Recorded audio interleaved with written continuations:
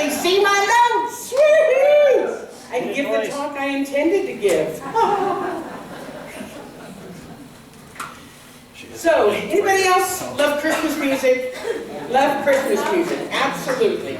So, to start out, I'm going to show you a little video. It's just fun, just enjoy it. It's a new version of an old classic. Oh, so, Dwayne?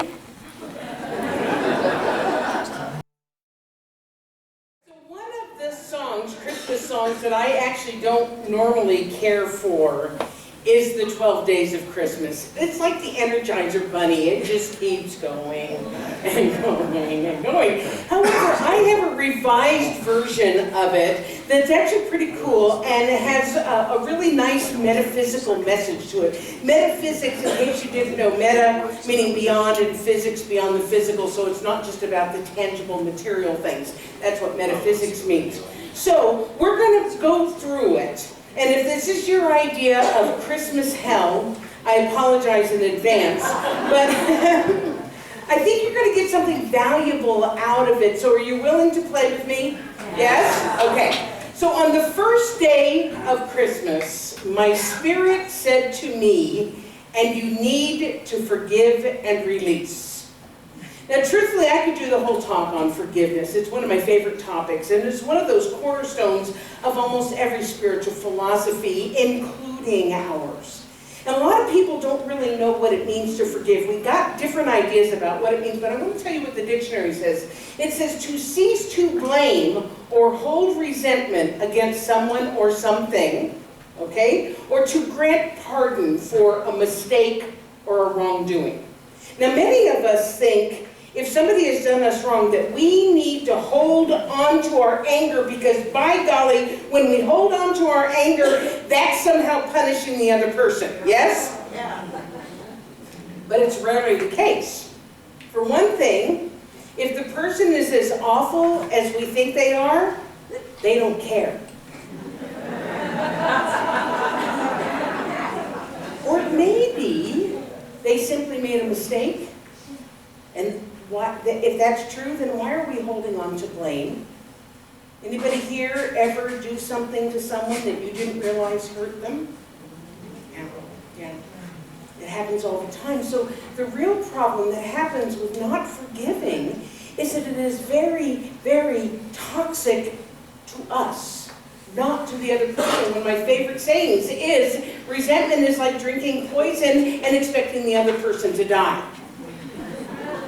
And I don't know about you, but I don't want to carry around a bunch of resentment and a bunch of feelings like that, especially at this time of the year.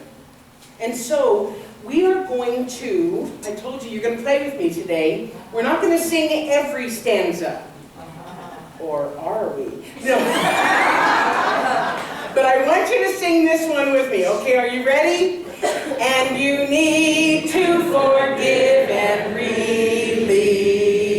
Not everybody sang. Here we go. And you need to forgive and release. Okay. The next day, the second day of Christmas, my spirit said to me, love everyone.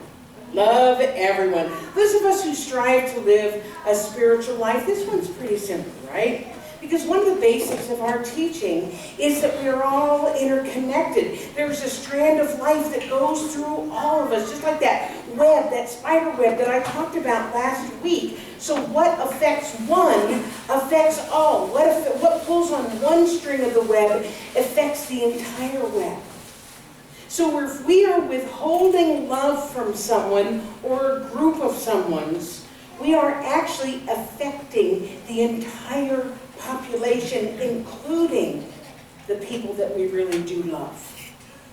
Because we pull that string and it sends ripples to everyone. Ernest Holmes said this, to carry peace, love, and givingness to everyone is the meaning of Christmas. To feel that we are all part of the divine offering is to enter into the spirit of the birth of the Christ in human mind and heart. So love everyone. On the third day of Christmas, my spirit said to me, cast out fear. Fear is one of those emotions that keeps us stuck, absolutely. And it keeps us from fully experiencing all that life has to offer. Anybody agree with me here? Yeah. We are meant to experience life fully. That's one of the reasons we are here. We are here to express God as us fully and fearlessly. And yet so many of us, myself included, tend to play our lives kind of small and kind of safe because of fear. Fear of failure, fear of success, fear of the unknown. But I love what Psalms, I don't quote the Bible very often, but I love what Psalms says. The Lord is my light and my salvation. Whom shall I fear? Put in our language, because this is who we are. God and I are one. What the heck am I afraid of?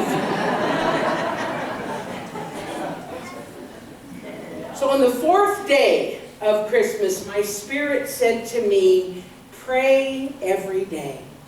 Take a breath. Pray every day. How would your life be different if you consciously, on purpose, with intention, spent a few moments every day simply talking with the divine?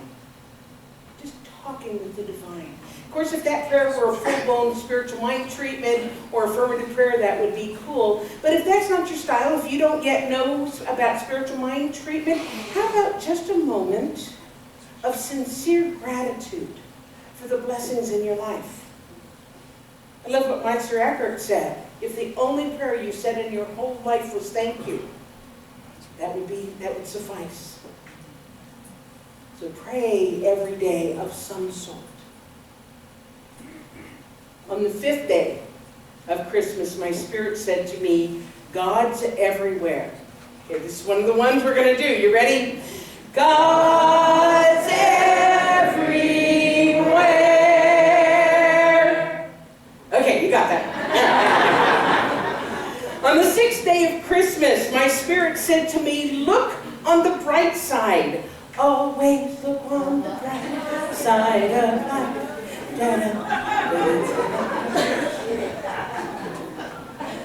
Okay, I'm never doing this again. The truth is,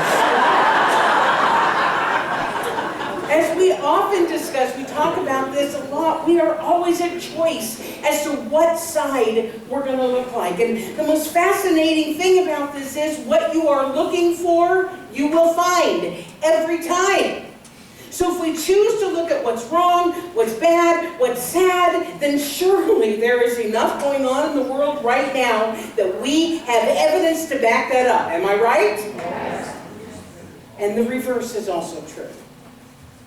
If we choose to look for what's good, what's right, what's happy, we're going to find that too. So which side are you looking at? Because you're going to find it. So why not choose to look on the bright side of life? I could sing the song again, but I'm not going to. On the seventh day of Christmas, my spirit said to me, always be thankful. This goes along with looking on the bright side and saying a prayer because, here's the truth. We can always find things to be grumpy about, right? We can always find things to be thankful for. The question is, how is it that you want to feel? I'm going to be really honest. I self-disclose to you people all the time. There are times when I like to be grumpy. It's true. I like to wallow. I like to feel sorry for myself. It feels strangely good and awful at the same time. But after a while, ew. I just don't want to feel like that anymore. So I have tools in my toolbox, and I use the tools that are at my disposal to shift my thinking around to think about the things that make me feel good. And one of the most effective, easiest, simplest ways to do that is simply to feel thankful. Feel thankful right now. Yes? On the 8th day of Christmas, my spirit said to me, know you're abundant. Not know you're abundant, but know you're abundant.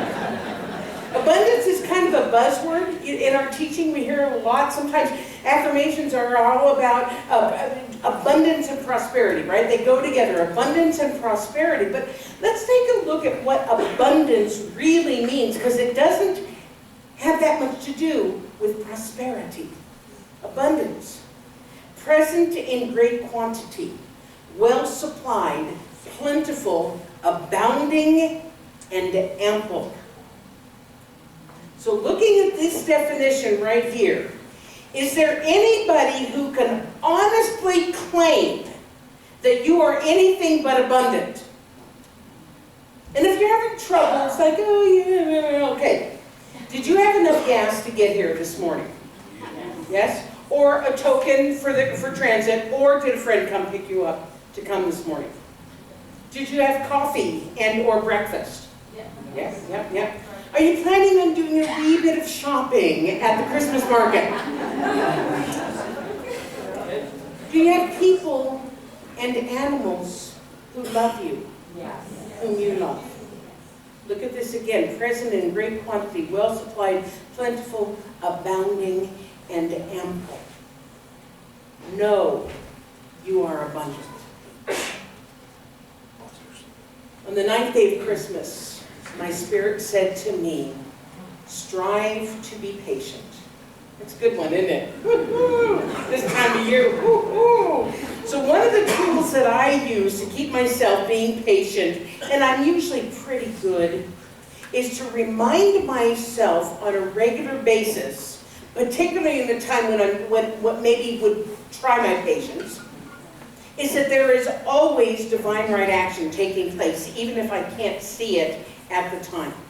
In other words, if I'm delayed in traffic, or if I'm standing on a long line, I tell myself that there is something good that is taking place, even though it's not what I want to be happening at the time. Maybe I'm stuck in that traffic jam because it's keeping me from a worse traffic jam that's going to be cleared up by the time I go through. Understand? Maybe as I'm standing in this line, I run into somebody I haven't seen for a little while. So when we recognize that there is divine right action that is always taking place, we can relax, we can be patient, we can trust, and enjoy the moment. On the 10th day of Christmas, my spirit said to me, try meditation. Yeah, I hear a laugh right there. Word of meditation strikes fear in many people. They think it's some mysterious Zen-like thing, impossible to do, only gurus can sit in cross-legged lotus position and meditate. But you know what? That's not always the case. Maybe you've tried it. Maybe you've tried meditation, but because it doesn't look like how you've read in a book or how you see in a movie, then you give up. But I love what I heard once at a meditation workshop. It said, anytime you devote time to communing with the God of your understanding, whatever you choose to call that, that is an effective form of meditation. When we do that, I am dropping down to the soul, to the truth of who I am. That's meditation. That's meditation in a group of people. So maybe it's a traditional type of meditation where you repeat a mantra, you focus on your breathing. That's beautiful, that's fine. Or maybe it's a meditation while you're working out, or you're doing yoga, or you're skiing, or you're just being out in nature and you're just enjoying the scenery in front of you. Maybe meditation for you is holding a sleeping child in your lap. Some of my best meditations have been with a purring cat or a snoring bulldog. So don't get caught up in the form of meditation, get caught up instead in the joy of spending time with the source of your being. On the 11th day of Christmas, my spirit said to me, help those who need it. I kind of feel like I'm preaching to the choir on this one, because this is a very generous, this is a very loving community. I remember, Sylvia, where are you? I remember when we did an extra collection when Sylvia was going to Nepal, to an orphanage there, and we raised hundreds of dollars for her to take with her. I've also seen how you all stepped up. There was, I think it was a hurricane somewhere, and we passed an extra basket and raised tons of money for Fort McMurray. I've seen that. I've seen people stepping up in huge, big ways in volunteerism with the flood of 2013, the flood. So I'd say this community already has this day of Christmas pretty well done. Yeah. So the 12th day of Christmas, my spirit said to me, do affirmations. Now, I've heard people say that affirmations are not very effective. One of my old colleagues used to say that. He said they were kind of like a Band-Aid. They don't really do that much. He says that real change has to come from true shifts in consciousness, and that's absolutely true. I do not argue with that at all. And what I know is affirmations done consistently and on purpose can help bring about that shift in consciousness. Anything that causes us to think about things positively, and that's what affirmation means, right? Affirmation is positive. Anything that causes us to think, to change the way that we are thinking, is paving the way for that shift. Now I'm going to share something with you right now. You know, last week I talked about wings from the universe. And we were supposed to be paying attention to all the wings, all the coincidences and synchronicities that are going on in our lives. So after I wrote this talk yesterday afternoon, it wrote really easily, so I was done mid-afternoon, and I went to the grocery store, and I'd already written this thing about affirmations, right? And here was my little wink from the universe.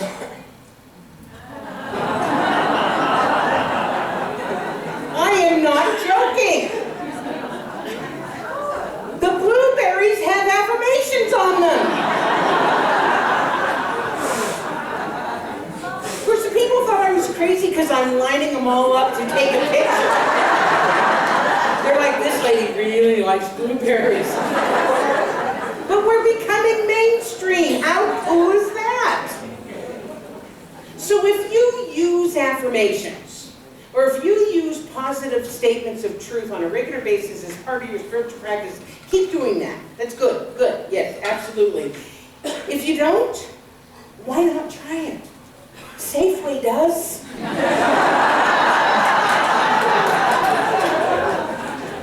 They may not change the world, but they'll change you. And that, in turn, changes the world. So there you have it. The Metaphysical 12 Days of Christmas. I saw some people taking pictures. I've actually provided some printouts for you because, you know, it might be fun to do at a family gathering or a party or something like that. Yeah. But you didn't really think that we were going to learn it and not sing it, right? Foolish you. However, because it does go on and on and on, and I'm seeing some looks on faces going, oh my God. What we're going to do is that we're going to start from the end on the 12th day, and we're going to go through. Okay, does that make sense? Are you guys willing to do this with me?